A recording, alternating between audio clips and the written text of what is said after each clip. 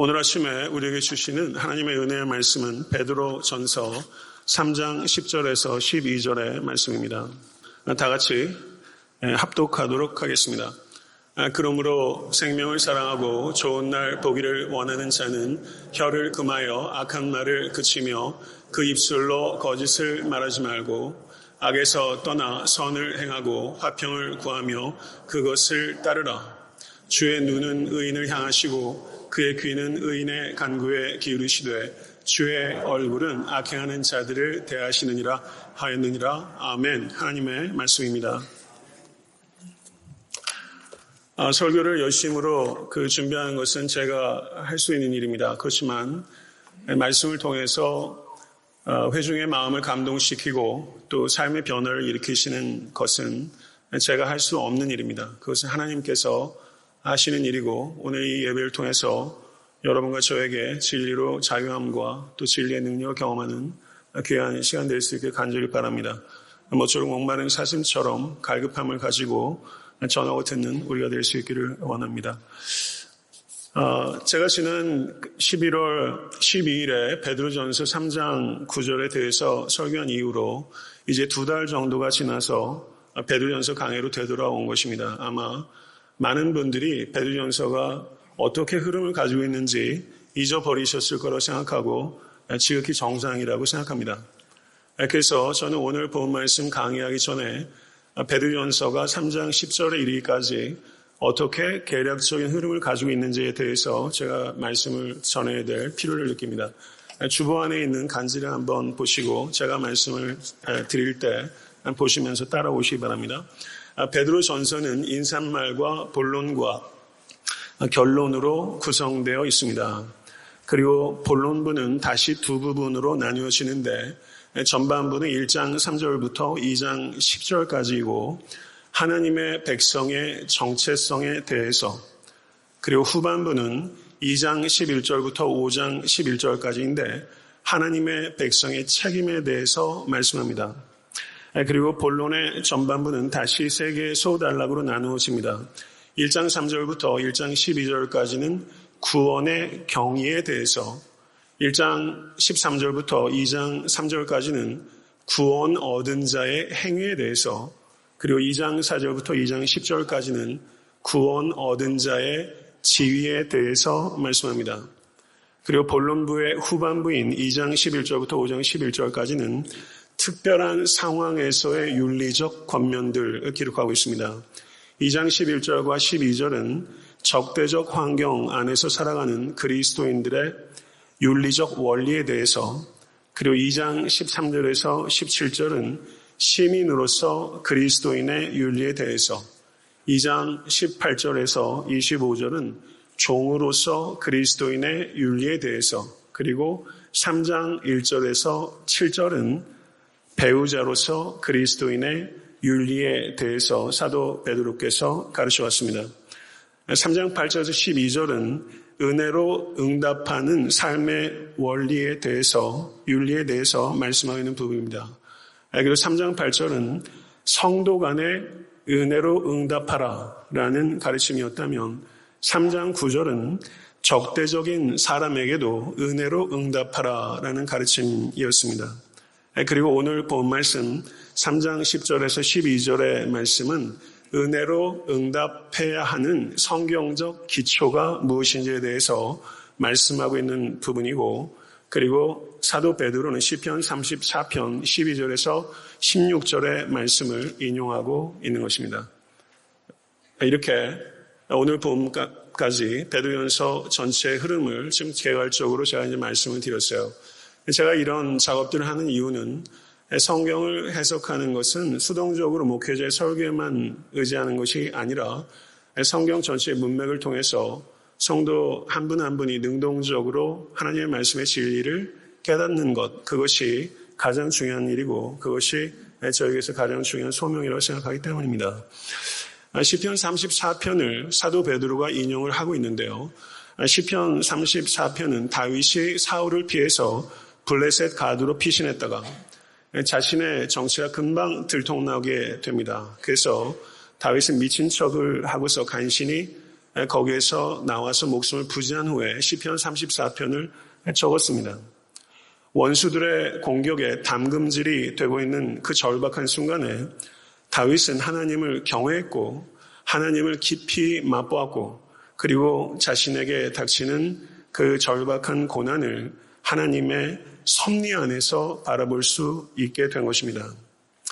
사도 베드로가 베드로전서를 쓰고 있는 이 상황은 로마의 박해와 유대인의 핍박이라는 이중적인 적대적 환경 속에서 그리스도인들이 어떻게 살아야 하는가, 이것에 대해서 사도 베드로가 주제를 적고 있는데, 오늘 시편 34편을 인용하고 있는 것은 시편 34편에서 다윗은 사울이라는 적과 그리고 블레셋이라는 적의 이중적인 적으로부터 쫓기는 상황이었기 때문에 지금 로마의 박해와 유대인의 핍박이라는 이중적인 적대적 환경에 있는 이 베드로 전서의 수신인에게 이 시편 34편의 다윗의 시를 인용한 것은 매우 적절한 것이다, 이렇게 볼 수 있는 것입니다. 베드로의 윤리적 권면은 10절의 말씀을 보면 생명을 사랑하고 좋은 날 보기를 원하는 자들에게 이 윤리적 권면이 주어졌습니다. 베드로 사도께서 여기서 말하는 이 생명은 이 땅에서의 생명을 의미하는 것이 아니라 eternal life, 영원한 생명을 의미하는 것입니다. 우리 주님께서 요한복음 17장 3절에서 대제사장적 기도 가운데 기도하시기를 영생은 곧 유일하신 참 하나님과 그가 보내신 예수 그리스도를 아는 것이니이다, 이렇게 기도하셨어요. 성도 여러분, 영원한 생명은 무엇입니까? 우리가 일반적으로 생각할 때 영생은 생명의 길이로 이해하는 경향이 많지만 예수 그리스도께서는 영생을 생명의 길이로 말씀하시기보다는 생명의 질과 연관돼서 말씀하셨습니다. 그리고 예수께서는 나는 길이요 진리요 생명이다 말씀하셨습니다. 믿으십니까? 그러면 생명을 사랑한다는 것은 무엇입니까? 생명 대신 예수를 사랑하는 것과 같은 것입니다. 그렇다면 우리는 영생은 무엇인가? 그것은 영원한 생명, 생명의 길이를 얘기하는 것이 아니라 우리 주 예수 그리스도를 알고 그분을 사랑하는 삶, 그것이 곧 영생의 본질이다, 이렇게 이해할 수 있는 것입니다. 좋은 날 보기를 원하는 자, 좋은 날이라는 게 어떤 것입니까? 여기서 좋은 날이라는 것은 이 땅에서의 축복을 배제하는 것은 아닙니다. 그렇지만 사도 베드로가 좋은 날이라고 언급하고 있는 것은 궁극적으로 예비된 미래에 썩지 않고 더럽지 않고 쇠하지 않는 유업을 가리키는 것입니다. 이것을 소망하는 자에게 이와 같은 윤리적 권면을 사도 베드로께서 주고 계신 것이죠. 이 자리에 계신 모든 권속께서 생명을 사랑하고 좋은 날 보기를 원하시는 성도이시기를 간절히 바랍니다. 10절 하반절에서 11절을 보게 되면요, 우리 번역상으로는 그 명령법이 상당히 많이 등장하는 것처럼 보이는데 실제 성경 원어상으로는 명령형이 5번 등장합니다. 악한 말과 거짓말을 그치라, 거기에 그치라는 명령법이 하나 있고요. 악에서 떠나라, 선을 행하라, 화평을 구하라, 화평을 따르라, 이렇게 5개의 명령형이 있습니다. 이 5개의 명령형을 제가 다 개별적으로 설교하기보다는 내용적으로 연관되는 것을 묶어서 저는 3가지로 분리하는 것이고요. 첫 번째는 악한 말과 거짓말을 그치라. 두 번째는 악을 떠나고 선을 행하라. 세 번째는 화평을 구하고 따르라. 이 3가지로 분류해서 저는 설교할 것입니다. 이 3가지는 이 자리에 계신 모든 성도와 제가 올 한 해의 목표로 삼기에 전혀 손색이 없습니다. 아니, 평생의 목표로 삼아도 매우 훌륭한 목표라고 할 수 있습니다. 첫 번째, 악한 말과 거짓말을 그치라는 것입니다. 작년에 여러분과 제가 가장 많이 지은 죄는 말로 지은 죄입니다.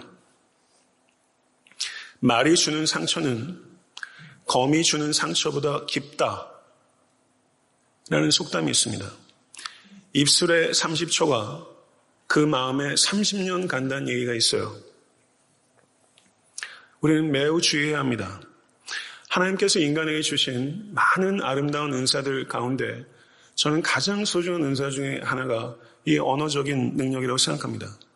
그런데 사탄은요, 하나님께서 우리에게 주신 소중한 것들을 파괴하려고 합니다. 그래서 마귀는 뒷담화를 통해서 가정을 흔들고 그리고 교회를 파괴하려고 혈안이 되어 있는 것입니다. 그런데 많은 사람들이 저까지 포함해서 다른 사람 입에 올리는 것을 사람이 살다 보면 그럴 수 있지 뭐 하는 정도로 다른 사람 이야기하는 것을 가볍게 여기는 경향이 많습니다. 거기에서부터 문제가 파생하는 것입니다. 다른 사람 이야기하는 것은 인격적으로 줄이는 살인행위와 같은 것이고 이것은 교회라는 공동체의 숲에 불을 붙이는 방화하는 것과 같은 매우 심각한 죄라고 사도들은 누누이 이야기하고 있습니다. 성도 여러분, 여러분과 저에게도 다른 사람 말하는 것 좋아하고 은근히 즐기고 그리고 다른 사람 말할 때 덧붙이는 경향이 매우 강합니다. 그렇지 않습니까? 잠언 26장 22절을 보게 되면 남의 말 하기를 좋아하는 자의 말은 별식과 같아서 뱃속 깊은 데로 내려가느니라. 남의 말 하는 게 분식과 같은 거예요. 뱃속 깊숙이 내려간다는 거예요. 남의 말 하는 것처럼 만난 말이 없다는 뜻입니다. 사람들과 만나서 마땅한 대화거리가 없어서 지루할 때 그리고 분위기를 전환할 때 성도 여러분, 다른 사람 말하기 참 쉽습니다. 그때 다른 사람 말하는 것을 극도로 경계하십시오. 내 앞에 와서 남 얘기 많이 하는 사람이 남 앞에 가서 내 얘기 많이 할 사람이라는 것을 경계하셔야 됩니다. 다른 사람 이야기 내 앞에서 제일 많이 하는 사람, 조심해야 될 사람이에요. 목회자들끼리도 이야기하다 보면 다른 목사 이야기하는 얘기들이 참 많아요. 얼마나 마음이 안 좋은지 몰라요. 위대한 사람은 사상을 말하고 평균적인 사람은 사건을 말하고 작은 사람은 사람에 대해서 말합니다. 올 한 해 살아가면서 사람 입에 올리는 작은 사람 되지 마시고 모쪼록 큰 사람 되시는 여러분과 제가 될 수 있게 되기를 간절히 바랍니다. 저는 공동체 운동에 관심을 가지고 있습니다. 그중에서 Brother Hope 공동체를 세운 루터교 목회자인 에버하트 아놀드 목사가 그 공동체에 유일한 철칙이 있는데 공동체가 운영이 되려면 여러 가지 규칙들이 세우겠죠. 그런데 이 공동체는 단 하나의 철칙만 있어요. 절대 남이 없는 곳에서 험담하지 말고 할 말은 반드시 상대하게 하라. 이것이 그 공동체의 유일한 철칙이에요. 이것만 지키면 그 공동체는 삽니다. 모쪼록 지금 그 1년의 첫 번째 달 마지막 주일이에요. 한 해가 시작됐다는 느낌을 아직 가질 수 있어요. 그래서 우리는 오늘 결단해야 합니다. 올 한 해 살면서 다른 사람 이야기는 정말 하지 않겠다. 오늘 그렇게 결단하십시오. 다른 사람에게 안 알려줘도 되는 일 친절하게 알려주지 마시고 몰라도 되는 일 굳이 알려고 하지 마시는 한 해 될 수 있게 되길 바랍니다. 성도 여러분, 하나님께서 우리가 지식을 갖기를 원하는데 하나님을 아는 지식을 갖기를 원하시지만 다른 사람의 몰라도 되는 비밀에 대한 지식을 갖기를 원하시지 않습니다. 이것을 깊이 생각하십시오. 올 한 해 우리가 가장 주의해야 될 것은 말을 주의하는 것입니다. 말을 하는데도 주의해야 될 뿐만 아니라 말을 듣는데도 주의해야 합니다. 여러분 가만히 계시면 다른 사람 칭찬하는 얘기가 더 많이 들려요. 다른 사람 비판하고 험담하는 얘기가 더 많이 들려요. 후자가 훨씬 많아요. 다른 사람 좋은 얘기 할 때는 듣는 사람도 편안하게 들으면 돼요. 그런데 다른 사람에 대해서 안 좋은 이야기가 내 귀에 들릴 때는 각별히 경계해야 됩니다. 왜냐하면 다른 사람 험담을 통해서 내 영혼에 독이 주입될 수 있기 때문입니다.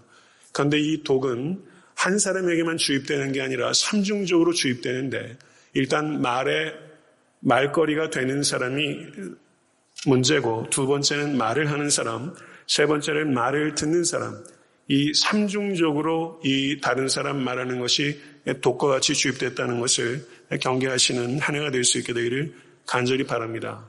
올 한 해 정말 주의해야 될 것은 가정에서도 마찬가지고 교회에서도 우리는 말조심을 해야 되는 거예요. 교회가 박해로 무너지지 않습니다. 교회는 박해로 정결해집니다. 그런데 교회는 가십으로 무너질 수 있습니다. 가십 교회에 항상 있습니다. 그런데 가십이 출처가 두 가지가 있을 수가 있어요. 가십이 약함에서 비롯된 가십이 있을 수 있고 악함에서 비롯된 가십이 있을 수 있습니다. 약함으로 인한 가십은 용납하겠지만 악함으로 인한 가십에 대해서는 교회는 좀 더 단호하게 대처할 것입니다. 성도 여러분, 올 한 해 살면서도 다른 사람 이야기 가급적 안 해야 되지만 정말 이 이야기는 해야 되나 말아야 되나 이렇게 조금 생각할 수 있는 여지가 있을 때 제가 여러 번 말씀드렸어요. 이 세 가지 관문을 반드시 통과해야 합니다. 첫 번째는 이것이 사실인가? 두 번째는 이것이 공정한가? 세 번째는 이것이 필요한가? 다른 사람 이야기를 부득불 할 수밖에 없을 때 이것이 사실인가? 이것이 공정한가? 이것이 필요한가? 이 세 가지 관문을 통과하지 않는다면 성도 여러분, 그것을 전하는 스피커가 되지 마시고 그것을 전파되지 않도록 막는 스펀지가 되시는 모든 권속 되실 수 있게 되기를 간절히 바랍니다. 좋은 소문은 많이 얘기해서 격려하십시오. 그러나 좋지 않은 소문이 여러분에게 들리면 그 소문을 증폭해서 바깥으로 뽑아내는 방송국 되지 마시고 그 좋지 못한 소문의 끝이 되는 성도님 되십시오. 그렇게 되면 가정도 천국이 될 것이고 교회도 천국이 될 것이기 때문입니다. 두 번째는 거짓말을 그쳐야 합니다. 자, 2015년도에 MBC 나이틀리 뉴스의 앵커였던 브라이언 윌리엄스, 누군지 아세요? 사람 인물도 아주 이렇게 서글서글하고 사람 보기만 해도 믿음이 가는 사람이에요. 제가 미국에서 유학 생활할 때 이 사람이 그 이라크 전쟁 났을 때 현장에서 이렇게 앵커 하는 것도 보고 상당히 인상 있게 봤는데요. 이 사람이 그 MBC를 이끄는 그 메인 앵커였고 보도국장이었습니다. 이 사람이 앵커인데 연봉이 1,000,000불이에요. 매일 저녁 나이틀리 뉴스를 보는 사람이 950만입니다. 그런데 그가 앵커직에서 갑자기 하차했어요. 2003년도 이라크전 취재 당시의 실제 상황을 이 앵커가 과장되게 거짓 보도를 한 것이 발각된 것입니다.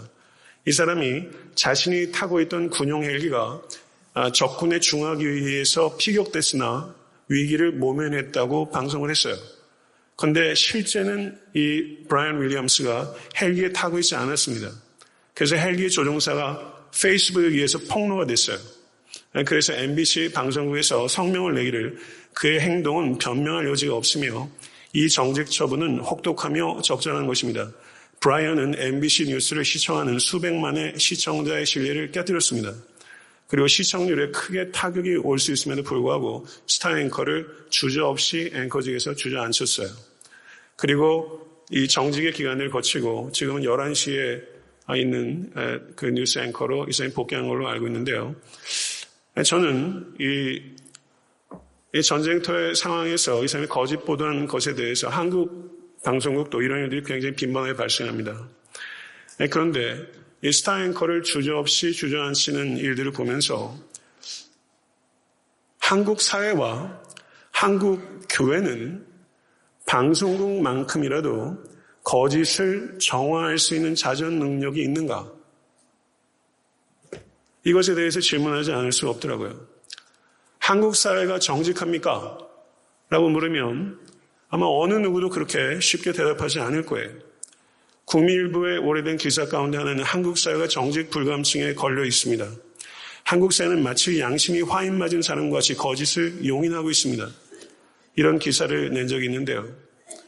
한국 사회가 정직하지 않다면 저는 한국 교회는 정직한가? 한국 교회가 정직한가? 라고 교회 밖에 있는 사람에게 물으면 아마 그렇게 대답하는 사람은 없을 겁니다. 교회 안에 있는 성도들에게 한국 교회는 정직합니까? 물으면 아마 대다수의 사람이 정직하지 않다고 아마 이야기할 것 같아요. 교계에도 알려지지 않은 것까지 포함하면 어마어마한 논문 표절이 있고 설교 표절이 어마어마하게 많습니다. 편법과 반칙이 교회에 난무합니다. 교회의 현실입니다. 저는 오늘 거짓을 그치라라는 사도 베드로의 말씀을 통해서 여러분과 저의 정직성에 대해서 뼈아프게 되돌아봐야 된다고 생각합니다. 이 자리에서 위선적이지 않은 사람은 한 사람도 없습니다. 우린 다소원의 거짓을 다 말하고 거짓되게 사는 측면이 있습니다. 교회 안에 만연한 거짓은 무엇입니까? 그것은 거짓 회개입니다. 거짓 복음입니다. 거짓 경건입니다. 거짓 예배입니다. 혹시 여러분과 저는 발각되지 않은 거짓말장애들은 아닙니까? 한번 깊이 자신을 되돌아보십시오. 그러면 우리들이, 아니 내 자신이 언제 거짓말을 하게 되는가? 그것은 자신의 이익과 입장을 지키기 위해서 하는 것입니다. 공동체의 이익을 위한다고 허장성세를 부리면서 희생한다고 이야기하면서 실제는 사익을 취하는 정치인들 많고요. 공동체의 이익을 얘기하면서 자기 것 챙기는 목회자, 교회 리더들도 적지 않습니다. 저는 거짓을 말하는 사람의 문제가 있지만 거짓에 쉽게 넘어가는 사람의 문제도 우리는 생각해야 된다고 생각합니다. 거짓에 왜 그렇게 쉽게 속습니까? 탐심이 있기 때문입니다. 사기를 치는 사람의 문제도 있지만 쉽게 사기를 당하는 사람은 탐심이 있기 때문에 속는 측면이 있다는 것이죠. 거짓을 말하는 죄가 분명히 더 큰 죄지만 거짓에 쉽게 속아 넘어가는 죄도 결코 작지 않은 죄라는 것을 우리는 깊이 생각해야 합니다. 저는 잠언 30장의 아굴의 기도, 이 탁월한 기도 가운데 곧 허탄과 거짓말을 내게서 멀리하옵시며 라고 기도한 것이 여러분과 저의 기도가 되기를 원합니다. 올 한해 성도님들이 쓰신 기도의 제목들을 제가 계속 읽고 숙지하고 있어요. 그런데 어떤 분도 거짓이 없게 해달라고 기도 제목을 저한테 낸 적은 없는 것 같아요. 제 자신도 여태까지 기도 생활하면서 하나님 제가 거짓이 없게 해 주시옵소서, 이 아굴의 기도를 알았지 아굴의 기도를 제가 진심으로 드린 적이 없어요. 우린 거짓이 없게 해달라고 우리의 진실함을 위해서 기도해야 합니다. 호세아서 7장에 거짓이 없으신 하나님께서 그의 백성이 진실하기를 원하시며 거짓을 말하고 거짓되게 하나님을 부르는 자에게 화가 있을 것이다, 이렇게 엄하게 경고했습니다. 고린도서 11장 31절의 사도 바울은 영원히 찬송할 하나님이 나의 거짓말 아니하는 줄을 아시느니라, 이렇게 사도 바울이 고백했어요. 나의 거짓말 아니하는 줄을 아시느니라. 누가요? 하나님이 아신대요. 저는 이 고백이 여러분과 저의 삶의 제일 마지막 어느 스테이지에 우리가 하나님 앞에 이렇게 고백할 수 있도록 삶을 이끌었으면 좋겠어요. 하나님, 제 삶이 거짓은 아니었던 것을 주께서 아시나이다. 하나님, 저는 완전하진 않지만 제 말이 거짓말은 아니었음을 주께서 아시나이다. 하나님, 저는 삶을 그렇게 이끌었습니다. 이렇게 말할 수 있는 삶을 살아가신 여러분과 제가 될 수 있게 되기를 간절히 바랍니다. 두 번째는 악을 떠나고 선을 행하라는 것입니다. 악한 말을 그치는 것과 악을 떠나는 것이 연결되는 것입니다. 말과 행동은 반드시 연결된다는 것이죠. 선한 행위에 대해서 사도 베드로는 베드로전서 전체를 통해서 일관되게 주장합니다. 베드로전서 2장 14절에서 15절, 베드로전서 3장 6절, 베드로전서 3장 16절 17절, 그리고 베드로전서 4장 19절. 4장 19절은 그러므로 하나님의 뜻대로 고난을 받는 자들은 또한 선을 행하는 가운데 그 영혼을 미쁘신 창조주께 의탁할지어다. 이렇게 사도 바울은 베드로전서 전체를 통해서 일관되게 선을 행하라, 이렇게 말하고 있어요. 저는 이것을 읽으면서 마음이 뜨거워지더라고요. 베드로전서 전체의 주제가 선을 행하라는 거예요. 올 한 해 그리고 여러분과 저의 남은 평생의 삶의 일관된 주제 역시 선을 행하는 것이 되어야 됩니다. 우리는 선을 행했기 때문에 구원을 얻지 않지만 하나님께서 우리를 구원하신 것은 선을 행하도록 하기 위한 거예요. 여러분과 저의 기도 제목은 하나님 선을 행할 수 있도록 도와주십시오. 선을 행할 수 있는 인격과 그런 소유와 그런 지식을, 그런 강건함을 갖게 해 주시옵소서. 이 일을 위해서 기도하시고 올 한 해 여러분의 삶이 선을 위해서 봉사하는 삶이 될 수 있게 되기를 간절히 소원합니다. 갈라디아서 5장 22절에 성령의 9가지 열매 중에 6번째 열매가 양선이에요. 양선, 흔히 쓰는 말 아니에요. 양선, 영어 번역은 굿니스라고 번역하고 있는데 성경 언어는 아가소스네. 선한 일을 했을 때 선한이라고 번역되고 있는 형용사가 아가소스. 이것에 대한 명사형태가 아가소스네. 근데 아가소스네라는 이 선함, 영어로 굿니스라고만 표현하면 충분히 담아내지 못하는 원어적인 의미는요, 타인의 복지에 대한 관심과 섬김과 나눔이에요. 타인의 복지에 대한 관심과 섬김과 나눔, 이게 선한 거예요. 예수 그리스도의 사역을 누가는 요약하기를 사도행전 10장 38절에 예수께서는 두루 다니시며 선한 일을 행하시고 마귀에게 눌린 모든 사람들을 고치셨다. 예수 그리스도의 공생의 요약이에요.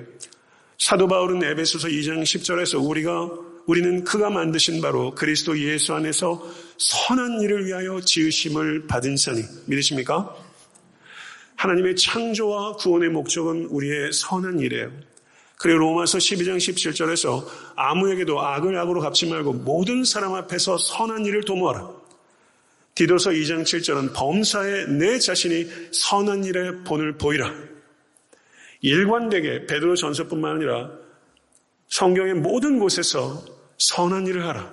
그리고 선한 일의 본이 되어라. 하나님의 말씀입니다. 성도 여러분, 조이란 말, 조이. 참 좋은 말이에요. 이 조이란 말을 누가 이렇게 풀더라고요. Joy, J. Jesus first. O. Others second. Y. You third. 자기 자신을 제일 마지막에 놓을 때 세상 사람들은 불편해요. 근데 그리스도인들은 자기 자신을 제일 마지막에 놓을 때 기뻐요. 예수께서 내 삶의 주인이 된 순간 이후로 바뀐 변화예요. 자기를 부인할 때 기쁨을 느끼게 된 거예요. 이 조이예요. 이 조이를 세상 사람들은 추구하지도 맛보지도 경험하지도 못합니다. 성도 여러분, 마가복음 14장 6절에서 향유 옥합을 깨뜨린 여인을 제자들이 얼마나 심하게 다그치는지 몰라요. 그때 예수께서 뭐라고 말씀하시냐면요. 가만두라. 너희가 어찌하여 그를 괴롭게 하느냐. 그가 내게 좋은 일을 하였느니라. 좋은 일을 하였느니라. 칼론 엘곤. 칼로스라는 목장이 우리 교회에 있죠. 칼로스의 형용사의 목적의 형태가 칼론입니다. 칼로스. 좋은 일을 하였느라. 이 칼로스하고 똑같은 말이 아까 선한 일의 아가소스예요. 똑같은 말이에요. 칼로스, 아가소스. 성도 여러분, 이 칼로스라는 말, 굿이라고 번역되어 있는데 이 뜻은요, 여러 가지 의미가 있어요. 우리 교회 칼로스 목장도 있고 선한 목장도 있죠. 똑같은 말입니다. 여기에는 좋은이라는 뜻이 있고 아름다운이라는 뜻이 있고 사랑스러운이라는 뜻이 있고 아름다운이라는 뜻이 있는 거예요. 이 단어가 칼로스 안에 다 들어가 있는 거예요. 올 한 해 여러분과 제가 해야 될 선한 일이 첫째는 주를 위한 일이 되어야 됩니다. 주를 위해서 자신을 깨뜨리는 헌신의 삶, 그것을 하나님께서 칼론 엘곤, 선한 일을 하였다. 올 한 해 살면서 하나님께서 여러분을 보면서 나를 위해서 선한 일을 했다. 이렇게 칭찬받는 삶이 될 수 있게 되기를 간절히 소원합니다. 두 번째는 이웃을 위해서 자신을 깨뜨리는 나눔의 삶이 되어야 됩니다. 향유옥합을 깨뜨린 건 주를 위해서 자신을 깨뜨리는 헌신의 삶이라면 이웃을 위해서 자신을 깨뜨리는 나눔의 삶을 살아야 됩니다. 그리스도인의 자유는 고상한 자유입니다. 프랑스 혁명을 통해서 쟁취된 자유가 아니에요. 예수 그리스도의 십자가를 통해서 우리에게 주어진 자유입니다. 이 자유는 방종이 아니라 가난한 자들의 삶을 향상시키는 자유예요. 참 자유는 가난한 사람들의 삶을 향상시키는 자유로 표현됩니다. 여러분과 제가 살고 있는 이 시대는 복음에 대해서 극단적으로 회의적인 시대입니다. 이 회의적인 시대에 복음을 어떻게 변증할 것입니까? 그것은 교회가 사랑의 나눔을 통해서 그리스도의 십자가가 진리라는 것을 변증할 수 있는 것입니다. 사랑의 섬김이 십자가의 가장 강력한 변증법이 된다는 것을 받아들이십시오. 제가 에셋을 키우면서 이제는 첫째는 아빠 내 얘기 설교 때 하지 않았으면 좋겠어 그러더라고요. 네. 에셋이 어려요. 근데 욕심이 대단해요. 욕심이 얼마나 대단한지 몰라요. 욕심은 가르치지 않았는데 배워요. 나눔은 가르치지 않으면 못 배웁니다. 여러분의 가정에서 부모님들이 나눔을 애들한테 가르쳐 주셔야 돼요. 사랑하는 성도 여러분, 욕심은 더불어 망하는 길이지만 나눔은 더불어 사는 길입니다. 믿으십니까?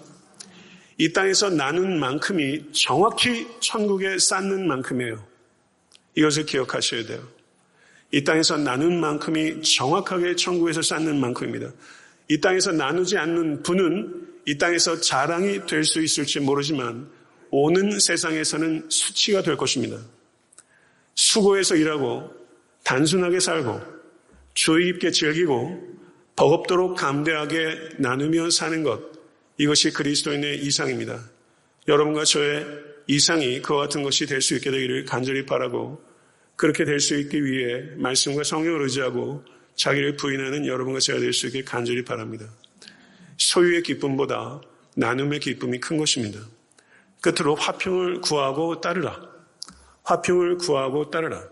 두 개의 명령법을 분리해서 얘기했어요. 사실은 똑같은 말인데, 그래서 성경 원어를 보니까 이 화평이 에이렌입니다. 우리 교회에 에이렌의 목장이 있어요. 이 말은 샬롬이라는 뜻이에요. 히브리 말로 샬롬. 우리 샬롬에 있지 않습니까? 근데 이 샬롬은요, 뭐냐면요, 전쟁이나 문제가 없는 소극적인 상태를 얘기하는 것이 아니라 모든 좋은 것들이 향유되는 완전하고 건강하고 건전하고 온전한 상태. 모든 좋은 것들이 향유되는 완전하고 건강하고 건전하고 온전한 상태. 그게 샬롬이에요. 유대인들은 샬롬이라고 얘기를 했지만 예수 그리스도께서 이 땅에 오시기 전엔 진정한 샬롬을 모른 채 인사한 거예요. 우리는 샬롬의 의미를 아는 사람이에요. 믿으십니까? 예수 그리스도의 십자가의 대속의 은혜로 말미암아 하나님과 본질상 진노였던 우리가 화평케 됐어요. 그리고 예수 그리스도의 몸을 찢으심으로 말미암아 유대인과 이방인이 예수 그리스도란 이름 안에서 한 새 사람이 되었다. 에베소서는 그렇게 말합니다. 한 새 사람이 되었어요. 이것이 교회입니다. 교회는 예수 그리스도의 찢은 몸 위에 유대인과 이방인이 하나가 된 대한 공동체예요. 그런데 갈라디아서 5장 19절에서 21절을 보게 되면 15가지의 죄의 목록들이 등장합니다. 그런데 15가지 죄의 목록들 중에서 무려 8개가 인간관계의 죄예요. 원수 맺는 것, 분쟁, 시기, 분냄, 당짓는 것, 분리, 이단, 투기. 갈라디아 교회의 문제는 분열의 문제였어요. 이 문제는 현대 교회의 문제이며 바로 애타한테 섬기는 교회의 문제입니다. 항상 그랬어요. 저는 이 문제 때문에 사랑에 대해서 설교를 지난 8년 동안 거의 40번 했어요. 설교하는 저에게도 제일 어려운 게 사랑이고 성도님께도 제일 어려운 게 그거예요. 그리스도께서는 자신의 육체를 찢음으로 우리에게 하나됨을 주었는데 교회는 그리스도께서 우리에게 주신 하나됨을 찢고 있습니다.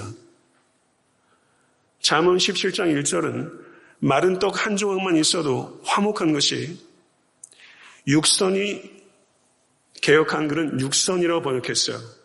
말이 어려워요. 그래서 우리말 번역을 보니까 진수성찬을 가득히 차린 집에서 다투는 것보다 낫다.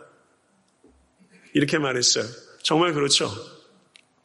마른 떡 한 조각만 있고도 화목한 것이 진수성찬을 가득히 차린 집에서 다투는 것보다 낫다. 그래서 제가 기도해요. 우리 성도님들에게 올해 마른 떡 한 조각만 있고 화평케 해 주시옵소서. 이렇게 기도하면 되겠어요? 안 되겠어요?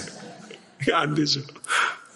올 한해 우리 사랑하는 성도님들께 진수성찬이 가득하고 화평케 하여 주시옵소서. 이렇게 기도해야죠. 진수성찬 가득할 때 좀 불러주세요. 저만 부르지 말고 부목사도 불러주시고. 진수성찬도 가득하고 화목한 가정 되면 참 좋겠어요. 올 한해 그렇게 될 수 있게 되기를 열심히 수고하십시오. 화평이라고 번역된 단어가 에이르네. 근데 화평을 구하다 하고 했을 때 그 단어가 제테오. 화평을 따르다 했을 때 그 단어가 디오코라는 단어가 사용돼요. 제테오라는 단어가 뭐냐면요. seeking 하는 거예요. 사도행전 11장을 보게 되면 그 안디옥 교회 바나바가 돼서 주의 은혜의 손이 더함에 교회가 날로 부흥했어요. 그런데 이 착하게 이루 말할 수 없는 바나바는 자기 혼자서 도저히 안 되는 거예요. 성도들을 위해서 누군가가 있어야 돼요. 그래서 다소에 갔어요. 그래서 자소에 가서 사도 바울을 아나제테오 했다고 나와요. 찾았다고 말해요. 그랬더니 이 제테오는 어디 주소지를 가지고 찾아가는 게 아니에요. 어디 있는지 모르는데 샅샅이 뒤지는 게 제테오의 찾음이에요. 화평을 그렇게 찾는 거예요. 그 다음에 디오코라는 단어, 이 단어는 run after 이런 뜻이에요. 막 달려가면서 쫓아가요. 달려가다가 딴 데 쳐다보면서 주의가 흐트러져 다른 데로 가버리는 따름이 아니라 follow하는 게 아니라 chase하는 따름이에요. 그렇게 화평을 따르는 자. 그렇게 되라는 것입니다. 성도 여러분, 가정과 교회와 나라와 민족에도 항상 분열의 씨앗이 있어요. 그러나 가정과 교회와 나라와 민족을 위해서 소극적인 평화가 아니라 샬롬이라는 가장 좋은 것이 완전하게 누려지는 건전하고 건강한 상태의 이상을 위해서 열정적으로 잘 찾아지지 않는데 그 평화를 제테오하고 그리고 다른 곳으로 흩어지지 않고 끝까지 그 평화를 구현해내는 그런 사람이 정말로 필요합니다. 바로 그 사람이 여러분이 될 수 있기를 간절히 축원합니다. 화평케 하는 자는 복이 있나니 그들이 하나님의 아들이라 일컬음을 받을 것이며, 여기에서 화평케 하는 자는 peace lover가 아니에요. 성경 언어는 포이에요. make하는 뜻입니다. peacemaker예요. 예수 그리스도께서는 우리가 너희들은 고상하게 평화주의자가 되라 이렇게 얘기하시지 않아요. peacemaker가 되라는 거예요. 평화주의자는요, 문제가 있을 때 평화주의자이기 때문에 문제를 안 만들기 위해서 말해야 될 때 말하지 않고 행동하지 않는 사람이 평화주의자일 수 있습니다. 그래서 오히려 평화주의자는 문제를 더 곰게 만들고 심각하게 만들 수 있어요. 그러나 피스메이커는 자기 희생을 하는 사람이고 지혜롭게 그 문제에 개입하는 사람이에요. 그래서 그 문제를 해결하고 피스메이킹을 하는 사람이에요. 며칠 전에 마틴 루터 킹 목사의 생일 탄생 기념일이었어요. 한국에서도 여의도 순복음교회 이영훈 목사님 오셔서 설교도 하시고 그랬던 것 같아요. 민권운동이 제일 선봉해서 마틴 루터 킹은 경찰봉에 머리통이 깨어지고 세파투에 몸이 뜯기면서도 그 자기를 따르는 시위대에게 한 가지 원리를 끝까지 관철시켰어요. 우리는 화평케 하는 자가 되어야 합니다. 우리는 피스메이커가 되어야 된다는 원리를 끝까지 고수했어요. 경찰봉에 맞고 세파트에 물리면서 피스메이커가 되어야 된다고 얘기를 했어요. 그 얼마나 공허한 일침입니까? 피스메이킹 한다는 것은 얼마나 공허하게 들리는지 몰라요. 그런데 끝까지 그 원리를 관철시킬 때 후대 역사가들이 이 민권운동이 결정적으로 성공하게 된 계기를 알라바마의 한 다리 위에서 발생한 사건이라고 지목해요. 알라바마의 주지사였던 짐 클락이 경찰들에게 명령을 내려요. 비무장 데모들을 무차별로 폭력을 가하고 이렇게 명령했습니다. 그런데 그와 같은 폭력과 불의의 장면이 미국에 있는 사람들에게 노출이 됐어요. 그리고 사람들이 양심의 찔림을 받았습니다. 그리고 그 민권운동이 성공적으로 진행될 수 있게 된 것이죠. 마틴 루터 킹 목사는 내 몸뚱아리를 표적으로 내줄지언정, 경찰봉과 세파트에 표적으로 내줄지언정 내 몸뚱아리를 무기로 삼지 않겠습니다. 이것이 일관된 원칙이었어요. 내 몸뚱아리를 표적으로 내줄 때 상대방이 계속 치죠. 맞죠? 언제 끝날지 몰라요. 그런데 화평케 하는 자로서의 끝까지 그 소명을 감당하면서 때리는 사람이 어느 순간 때리면서 양심의 수치심을 느끼고 그리고 평화가 만들어지게 된 것이죠. 간단한 문제는 아닙니다. 간단한 문제는 아니에요. 1987년이라는 영화도 나왔지만 제가 그때 그 자리에 있었거든요. 제가 그 학교에 있었고 우상호 씨가 제가 학교 다닐 때 총학생회장이었어요. 데모하자는 애들도 있었고 기도하자는 애들도 있어요. 이 폭력의 문제, 간단하진 않습니다. 그렇지만 제 개인적으로는 이 내 몸뚱아리를 표적으로 내줄지언정 무기로 삼지 않는다는 그리스도인들은 이 편에 쓸 때 감동이 있는 법이고 이 편에 쓸 때 상대방이 변할 수 있는 기회를 얻어요. 저는 올 한 해 여러분과 제가 오늘 이 시간 결단할 수 있게 되기를 바랍니다. 이 결단은 어려운 결단이에요. 여러분 올 한 해를 살면서 누군가가 여러분을 칠 겁니다. 목회를 하면서도 저를 치는 사람들이 있어요. 의도했던 의도하지 않았던 저는 맞는 느낌이 있어요. 우리는 서로 쳐요. 그러면서 올 한 해 지금 이 시간 여러분과 제가 결단해야 할 게 있어요. 하나님, 올 한 해 내가 살면서 내가 표적이 될지언정 무기가 되지 않겠습니다. 내가 공격받는 것은 내가 제한할 수 없지만 나는 공격당해도 공격하지 않겠습니다. 이것을 오늘 이 아침에 결단해야 하는 것입니다. 엄밀하게 말하면 그리스도인들은 나를 모독하는 사람과는 연합할 수 있어야 합니다. 나를 모독하는 사람과는 함께 예배할 수 있어야 합니다. 그러나 그리스도인은 그리스도를 모독하는 사람과는 연합할 수 없습니다. 그것은 연합이 아니라 야합이기 때문입니다. 그런데 많은 그리스도인들이 그리스도를 모독한 사람에게는 관대하고 나를 모독한 사람에게는 가혹해요. 반대가 돼 있어요. 우리는 그리스도를 모독하는 사람에 대해서 분노할 수 있어야 되고 그리고 나를 모독하는 사람에 대해서는 관대할 수 있어야 됩니다. 우리는 진리를 희생시키지 않는 한 연합해야 합니다. 이것이 하나님의 뜻입니다. 이것은 내 감정의 문제도 교양의 문제도 아니에요. 예수께서 나의 주와 그리스도라는 걸 진심으로 믿고 하나님의 말씀이 진리의 말씀으로 믿는다면 자기를 쳐서 복종시킨 일이 제 일이고 여러분의 일입니다. 받아들이시겠습니까?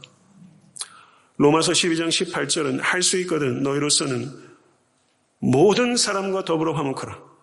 모든 이란 말을 싹 빼고 싶어요. 근데 모든 사람과 더불어 화목하라. 히브리서 12장 14절은 모든 사람과 더불어 화평함과 거룩함을 따르라. 이것이 없이는 아무도 주를 보지 못하리라. 이건 무서운 경고입니다. 화평은요, 성경의 부가적인 윤리가 아니에요. 그래, 이거는 지키면 좋아. 이런 게 아니에요. 화평은 기독교의 핵심적인 윤리입니다. 정확하게 말하면 그리스도인의 소명입니다. 올 한 해 이 자리에 계신 모든 성도님들의 가정과 또 애타한테 섬기는 교회와 그리고 일터와 또 멀리 있는 대한민국 나라와 민족 위에 화평케 하는 자들이 세워질 수 있게 되기를, 그리고 그 일에 헌신한 여러분과 제가 될 수 있게 되기를 간절히 소원합니다. 모쪼록 오늘 이 아침에 결단하실 수 있기를 간절히 바랍니다. 말씀을 정리하겠습니다. 12절의 말씀을 보게 되면요, 이와 같은 명령들의 근거로서 하나님의 눈은 의인을 향하시고, 믿으십니까? 하나님의 귀는 의인의 기도를 들으시며, 아멘. 하나님의 얼굴은 악을 행하는 자에게 에피, 전치사 against 한다는 뜻이에요. 하나님의 얼굴은 악을 행하는 자들을 향하신다. 이렇게 말했어요. 이것은 무슨 뜻입니까? 하나님께서는 모든 것을 보시며 모든 것을 들으시며, 이 말은 모든 것을 아신다는 뜻이고 모든 곳에 편재하시는 전지전능하신 하나님이십니다. 하나님께 숨길 수 있는 것은 없습니다. 우리의 행위에 따라 하나님께서 보응하실 것입니다. 로마서 2장 5절의 말씀이에요. 그러나 우리의 행위에 따라 보응한다는 것은 우리가 행위로 구원을 얻는다는 뜻이 아닙니다. 우리의 행위가 우리의 믿음을 증명한다는 뜻입니다. 악하고 거짓된 말을 일삼고 선한 행동이 아니라 악한 행동을 일삼고 화평을 만들기는커녕 화평을 깨는 사람은 그 행위 때문에 심판을 받는 것이 아니라 그 행위가 믿음이 없음을 증명하기 때문에 심판받게 된다는 거예요. 하나님께서 우리를 축복하시기도 하고 심판하시기도 합니다. 진정으로 예수를 주와 그리스도로 믿는 자는 하나님의 심판을 두려워할 필요가 없습니다. 우린 마지막 때를 두려워하는 사람이 아니라 마지막 때를 기다리는 사람입니다. 그리고 마지막 때를 준비하는 사람입니다. 사랑하는 성도 여러분, 은혜로 구원 받으셨습니까? 아멘. 우리는 은혜로 구원받은 사람이에요. 그러면 은혜로 구원받은 사람에게 사도 베드로는 말하는 거예요. 모쪼록 성도들은 말할 것도 없고 여러분들을 적대하는 사람들에게도 은혜로 응답하십시오. 이것이 하나님의 뜻입니다. 이것이 사도 베드로가 일관되게 주장하고 있는 말씀이에요. 그렇게 하는 사람에게 복이 있다고 약속하셨어요. 이 말씀대로 올 한 해 살아가셔서 모쪼록 여러분의 가정에도 시끌시끌한 일들이 있을 거예요. 적지 않게 있을 겁니다. 교회에서도. 그럴 때 피스 러버로 그냥 체하지 말고 피스 메이커가 돼서 지혜와 헌신과 자기 부인으로 평화를 만드시는 감격적인 여러분과 제가 될 수 있게 되기를 간절히 소원합니다.